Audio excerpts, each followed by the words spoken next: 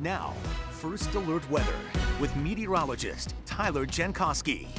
Well, the humidity is still with us, and because of that, we have some downpours across the region, even a couple of rumbles of thunder. I heard them here in South Burlington about an hour ago. Now it's Cabot and Marshfield, right over the Marshfield Dam there along Route 2, getting some rain right now. And it's a little bit lighter up towards Burke along Interstate 91, and then up towards Island Pond in northern Essex County, Vermont, a little bit of shower activity. So nothing even close to severe limits right now, but this afternoon there may be a stronger severe storm, and even tomorrow. In fact, I think tomorrow has a better chance than today for a strong storm.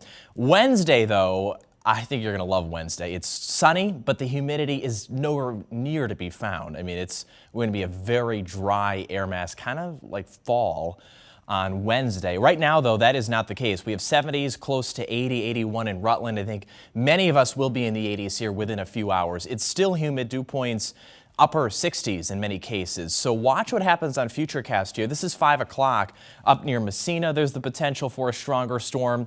And I think even into northern Vermont, that chance is there. Now, tomorrow, it's a little bit earlier of a risk. So even in the morning, we'll watch something like a line try to form over northern New York, and then it speeds across the region. In fact, by 2 o'clock, it's down by the Upper Valley tomorrow. And I know this run of Futurecast does not look very impressive, but it could be. It could be bigger storms that we're watching tomorrow. This is Wednesday, as I mentioned. Sun, no humidity, temperatures actually cool, 60s to maybe 70, and then the clouds will start to come back for Thursday.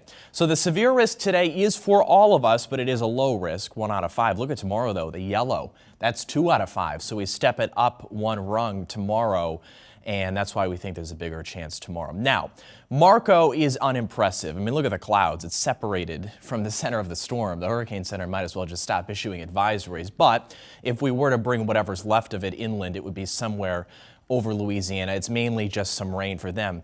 The bigger story is Laura. Laura is south of Cuba, going into the warm waters of the Gulf of Mexico. It's likely going to be a hurricane, category 1 or 2.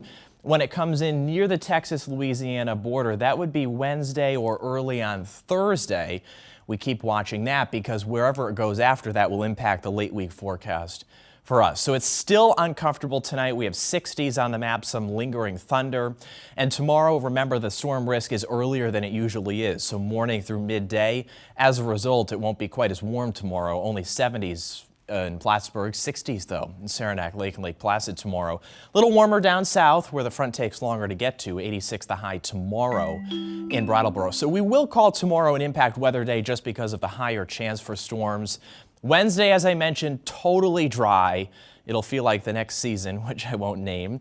And then there you see the end of the week. At this point, it looks like most of the showers will be southern Vermont. It's going to be a fine line. We should have some sun in there. We'll keep an eye on it. Tom? All right, Tyler, thanks. If you want to shake up